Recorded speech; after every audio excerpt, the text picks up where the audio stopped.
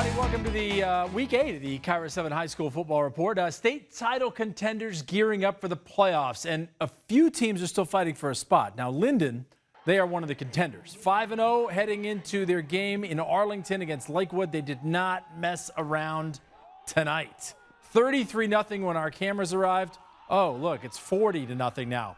Brant Hepner to Brady Elsner. And then a 1-yard plunge made it 47-0. So the Lions had it well in hand.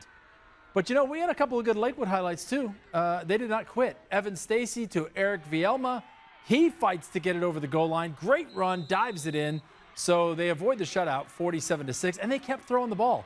Stacy heaving it up to Danny Amevo, and nice diving catch as he slides home. Lynden won it easily, but hey, we had highlights on both sides.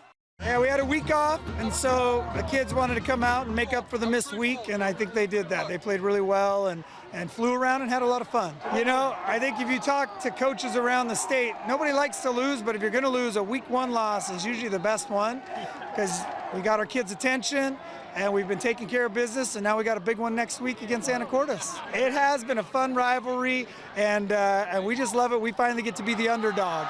All right, there you go. Some 4A scores for you. Eastlake clinches the King Code title by beating the Big Blue Train. Lake Stevens rolls as well. They'll face Glacier Peak next Friday. GP also won tonight. In 3A, Edmonds-Woodway and Mountlake Terrace fighting for second place in West Coast South. Lots of defense. Back-to-back sacks from Xavion Jones, the second one for a safety right there. So Terrace led it 2-0. We go to the second quarter, right before the half. Finally a touchdown. Rashad Girona Chatters in for a 7-2 lead. This one, though, went down to the wire. In the third quarter, Terrace gave the ball to big number 12 and looking to power to the 1-yard line. They did score on the next play, so Terrace had a 3-point lead, but with 40 seconds left, Stephen Warren threw a touchdown pass, and Edmonds-Woodway survives it 13-10. A win by Mount Tahoma tonight would wrap up a share of the PCL title, and with some help, they could actually win it outright. But first, they had to beat Silas. Trey Walker's fourth touchdown pass went to DJ Irvin on 4th and 10, and Irvin goes in for a 40-0 lead. The defense pitched a shutout, nowhere to run, and Jeremiah Anderson gets the sack. Hey, our KIRO 7 Player of the Week, Bryson Bailey, he left the game early with an injury, but his teammates picked him up. Felix Diaz found the end zone.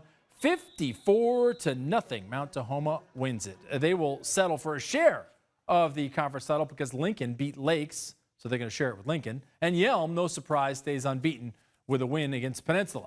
Next up for them, next up for Yelm is Gig Harbor for the South Sound title. Tonight, the Tide's taking on Central Kitsap. They went 80 yards in 6 plays on the opening drive. Benji Park to Aiden Fink for a 7-0 lead. Despite that, Central's defense kept their team in the game. Gig Harbor on the doorstep.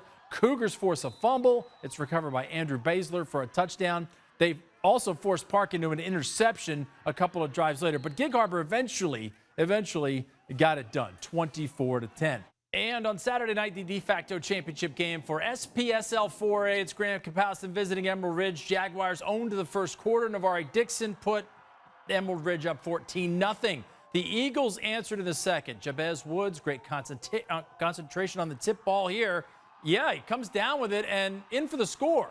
Davion Superales, he had a huge night, threw for 4 touchdowns, ran for 2 more. I smell a Player of the Week nomination. Malachi Durant fights off a pass interference for a touchdown here. Yeah, Jake Skockel, he was pretty good as well. He threw for 4 touchdowns. This one to Tony Harsty, 63 yards. So they went back and forth all night. But I mentioned Superales. He ran for 2 scores. This was the best run.